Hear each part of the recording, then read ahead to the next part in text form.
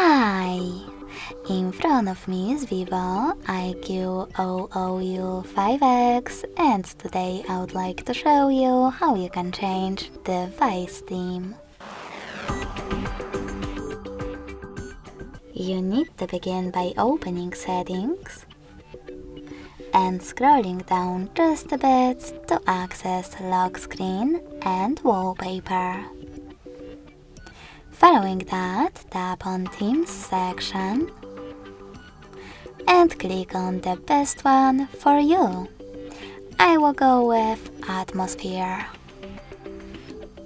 When you're ready, tap on Apply at the bottom and wait.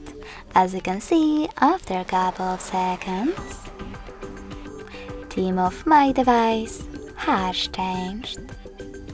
Thanks so much for watching. If you enjoyed this video, smash that like button, comment and subscribe. Bye!